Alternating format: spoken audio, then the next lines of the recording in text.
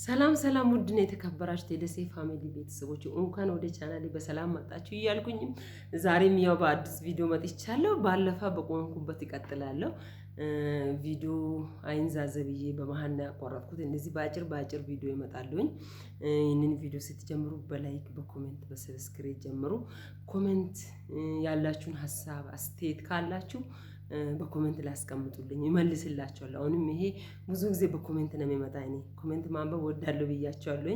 ብዙ ጊዜ ኮሜንት አስቀምጣላችሁ ቁጥሬን ስጪ ያላችሁት ቁጥሬንም እንደዚህ አስቀምጬ በቁጥሬ ገብታችሁ በውስጥ መስመር ያናገራችሁኝ ብዙ ልጆች አላችሁ።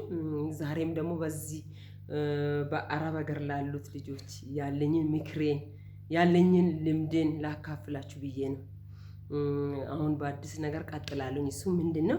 ብዙ የጠየቃችሁኝ ልጆች አሉ። እንደው ቮይስ ምናምን የሚላኩት አሉ። አሁን በእኔም ቮይስ እየሰማሁ ነው የሚመልስላችሁ። ምንድነው? እሱም አሁን በዚህ ባለፈ በምግብ ዙሪያ ብዙ መክራችኋለሁ። በጣም እናመሰግናለን ተቀበለናል ያላችሁ ልጆች አሉ። ዛሬ ደግሞ ምንድነው አንድ ነገር እንደዚህችም ባለፈ እንደተሸኘችም ልጅ አንዷ ሁሉ ነገሯን ድብቅ አድርጋ ለማንም ሳትናገር ታሚም ያለው ብላ ምንም ሳትታመም ታሚም ያለው ብላ ወደ ሀገር የተመለሰች ልጅ አለች። ምንም ሳትታመም ነው። እግዚአብሔር ይፈውሳት ነው የሚለው። ያ ምንድነው? የሆነ ነገር ተንኮሳ ሲደርስባት ነው ከወንድ ልጅ። ያ ተንኮሳ የሚደርስባት ለምንድነው እንዲሆንሽ ብለን ጠየቅናት ልጅቷን። አይ እኔ ሴትዮ የምትገል መሰለኝ። ሴትዮ መቼም አትገልም። በቃ ያለውን ነገር መናገር ነው። እንደዚህ ልጁ እያስቸገረኝ እንደዚህ ተንኮሳ እያደረገብኝ ነው። በቃ ፈርቻለሁ ብላ ለማዳማ ማቅረብ ግዴታ ነበረ። እንዴ ሰው እንዴት ምን በካይደን ምንድነው የሚገጥመው ነገር እኮ ግልጽ ማውራት እኮ ነው። እንዴ ለሴትዮ እንኳን ባይወራ እንኳን ቢሮ ደውላችሁ እኮ ማውራት ትችላላችሁ። እኔ እኮ ምን አይነት ልብ ሰው ይዞ እንደመውጣ እኮ ነው የሚገርመኝ። እንደዚህ ያለ ነገር ፍርሃት አይግጠማችሁ። አሁን እቺ ልጅ እዚህ ሀገር መታሉ ገና እንደ አዲስ አርጋ ለምን መጣሽ ስትባል ያው እንደዚህ ልጁ አስቸግሮኝ ነው። አስቡ እስኪ ምንድነው አስቸግሮኝ ነው የሚባለው? እንዴ እና እሷ ከተናገረች ዘንዳ ላይ ቀር ነው ያፈርጣለሁ ብዬ ነው ነገሩ። እኔ ታማ ነው የሚያውቀው። እኔ መሸኛቴን ታማ ነው የሚያውቀው።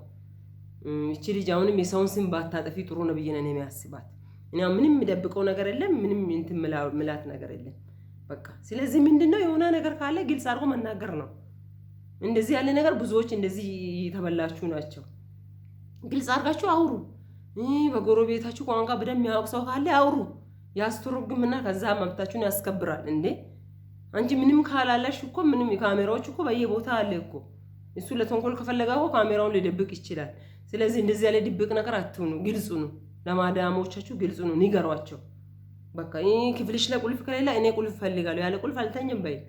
እኔ የሚገርማችሁ ነገር እኔ ትዝ ይለኛል ብዙ ጊዜ በእኔ ምሳሌ አድርገን እኔ የሚያወራ ብዙ ጊዜ በእኔ ምሳሌ ነው የሚያወራ። ልክ እኔ የመጀመሪያ ጊዜ ሲሄድ ምንም የለም፣ ምድረ ባዳ ነው፣ ቤቱ ክፍት ነው፣ ቁልፍ የለውም። እንደምንም 2 ቀን ቁጭ ብዬ ነው አደርኩ፣ እግዚአብሔር በሚያውቀው። ለምን ግን ይሄንን ቤቱ ለሚተወንክል ሰው ምንም የለም፣ ግን ቢሆንም ፈራሁትና ምንድነው የሆንኩት? እኔ ቁልፍ ከሌላ አልተኛም አላድርም አልኩኝና ከዛ ምን አደረጉ? በቃ 2 ቀን እያለቀስኩኝ በእውነት እግዚአብሔርን በቃ ምንም ቋንቋ አልችልም። ምንም ቋንቋ የሚባል ነገር የለም። 2 ቀን እያለቀስኩኝ ሳልተኛ 2 ቀን አደርኩ። እግዚአብሔር በሚያው 2 ቀን አደርኩኝ። ከዛ በኋላ ሴትዮዋ በቃ አታውቅም ምን አደረገች? በዛኛው ቪዲዮ ሰርቻለሁ። ወዲያው ጨው ወጥቼ ቆሻሻ ሲደፋ ያገኘኋትን ልጅ አለች። እሷን ልጅ አስጠራቻት። ለምንድነው አተኛም? ማታ እያለቀሰች ነው አተኛም ትላለች። እኔ በቃ ለምን ብዙ ነገር ስለሚሰማ ነው። ያን እንኳን ብዙ ሜዳ የለም፣ ግን በወሬ ሰማለሁኝ። ከዛ በኋላ ምንም አላልኩኝም። ከዛ ነገርኳት። እኔ ቁልፍ ከሌላ አልተኛም፣ ቤቴ ለም ቁልፍ ከሌላ አልተኛም። ቁልፍ ካልመጣ አልኩት። በቃ ህግ በቃ መብታችሁን ማስከበር ማለት ይሄ ነው። ምንም አላልኩም። በቃ አልኳት። ከዛ ነገረች። ያለ ቁልፍ አልተኛም እያለች ነው። ቁልፍ ታዲያ ይሄን እኮ ቀላል ነገር እኮ ነው። አምጥታ ቁልፉን እንዲህ አድርጋ ቢታሳየን እኮ እኛን ገዘላታልን አሉ። እንደኔ ያኔ አሁን ማለት በቃ እኔ ምንም በእውነት እግዚአብሔር በቃ ለመሄድ ነው የወሰንኩት፣ ሀገሬን ለመግባት ነው። እንደኔ ምንም የሚፈራ ነገር በእኔ ላይ ቢደርስስ በሚለው ነው። ከዛ ምን በዛች በደቂቃ ላይ ቁልፉን ገዝተው አመጡልኝ። ቁልፉን ሰጠችኝ። ቁልፉን እንዳላውጣ አደረገች። ለምን እሷው ለፍሬ ወስዳ ለኔ አንድ ፍሬ ሰጥታለች። ቁልፉን ሰክተሽ ከተወሽ ማንም ሊከፍት አይችልም ብላን ራሷ ናት። ስትገቢ ሰክተሽ አታንሺ በቦታ ያለች። በቃ ይሄ በቃ ትልቅ ነገር ለኔ ሆነልኝ። በቃ ልቤ አንዱና በቃ በሬን ዘግቼ መተኛት ሆነ። አሁን አንዳንዶቹ እንደዚህ ያለ ነገር በጣም ፍርሃት አለ። እኔ ያኔ ፍርሃት እንደፈራው በኖሩ ይሄ ቤቴ ክፍት ነው። ወንዶች አሉ፣ ባን ወንዶች አሉ። እኔ 3-4 ወንዶች አሉ። እኔ ከመጣሁ በኋላ ነው እኔ እዛ ሀገር ከሄድኩ በኋላ ነው አግብቶ ወደ የቤታቸው ሄዱት። በርግጥ ለምን በቃ የሆነ አለ ፍርሃት አለ። በቃ እኔ ምንም ባያደርጉኝ እንኳን የሆነ ልቤ የምትሰሙት ነገር አለ አይደል? መጀመሪያ የሚወራ ነገር የከሌ እንዲሆና መጣለች የከሌ እንዲሆናለች የሚባል ነገር አለ። እቺ ነገር ስለፈራው በቃ ምንድነው እቺን ቁልፍ በእጄ ያዝኩት። በቃ ደስ አለኝ። በቃ ያን ቀን የተኛሁት እንቅልፍማ እግዚአብሔርን በእውነት ሴትዮ መጣ በሩን ደብድባ ነው በቃ እኔ ቁልፍ በመስጣት አይደለም እንደ ይሄን ሁሉ የተኝሽው አለችኝ። መጀመሪያ ቁጭ ብዬ ነው የሚያድረው። ኧረ እሺ ሶሪ ማማት ሶሪ ያልኩት ምንም እቺን ነው። እቺን እንግሊዘኛ ነው የሚያውቃት። ከዛ በኋላ እንደዚህ ያለ ነገር አለ። አሁን አንዲት ልጅ እንደዚህ ሆና ወደ ሀገሯ መጣ እንደዚህ ሆኜ መጥቻለሁ ወንድ እንደዚህ ሲያስፈራራኝ ብላ ያወራች ልጅ አለ። ያው ወኔሽን አጠንክረሽ ቁልፍ ብታስገዢ ወደ ሀገርሽ አትገቢም ለማለት ፈልጌ ነው። ስለዚህ ምንም እንዳትፈሩ፣ ቁልፍ አስገዝታችሁ በስነ ስርዓት ስራችሁን ስሩ። ይባካችሁ ስራችሁን ስሩ። ወንድ ያለበት ቤት ደግሞ አንድ ጥንቃቄ ልንገራችሁ። ማንኛውም ነገር ከውስጥ ታሽጉ አሁን ተገዝቶ የሚመጣውን ነገር ከወንድ እጅ ተቀብላችሁ አትብሉ፣ አትጠጡ። በቃ ቤትሽ ላይ ያለውን ነገር ሰርተሽ በራስሽ እጅ ብይ።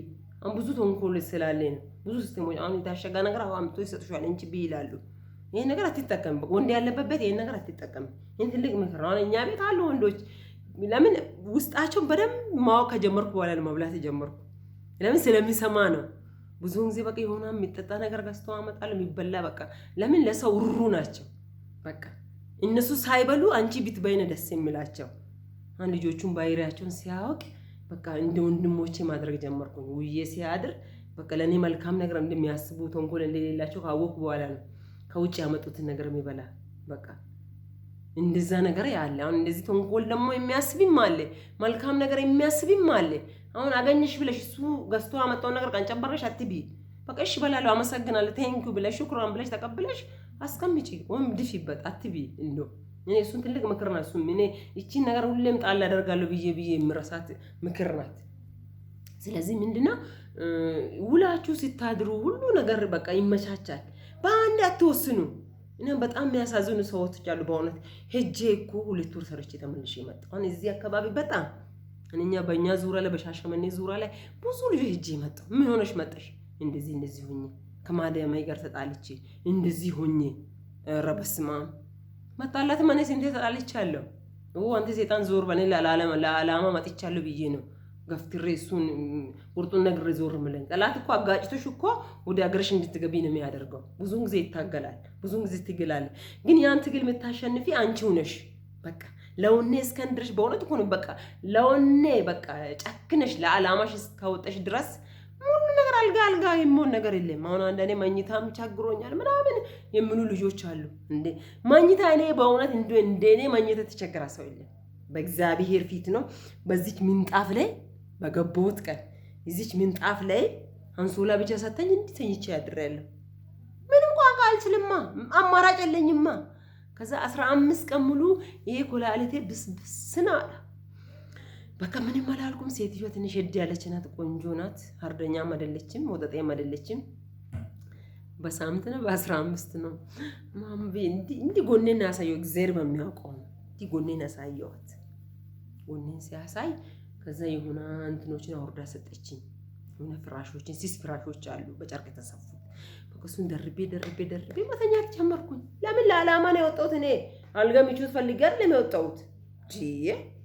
ጥሩ አልጋዬን እኮ ጥሩ ቤቴን እኮ ጥዬርኩት እኮ ለዓላማዬ ነው። ከዛ እንዲሆንኩኝም ወደ አመት እንደሆነ ደረስኩኝ። አመት ከደረስኩ በኋላ ደግሞ በቃ ቋንቋም ለመርኩ አይደለም እንዴ አንድ ማከዳምሉት አለ አይደለም እንዴ እንደ ትራስ ያለ ረዘመለ መጅሊስ ለሚደገፉትን ምን አደረኩ? እሱን እናቱን አምጥቼ ልክ እንዳልጋ እንደ ሶፋ ሰራሁት። እናቱ ደረደርኩና ሰራው። ወይ ሴትዮዋ ዝጋ አንቺ አልጋ ጋር የተመጣሽ ብላ አንስታ ሲታያ እኔ መከዳዎችን ደርድሬ ነው።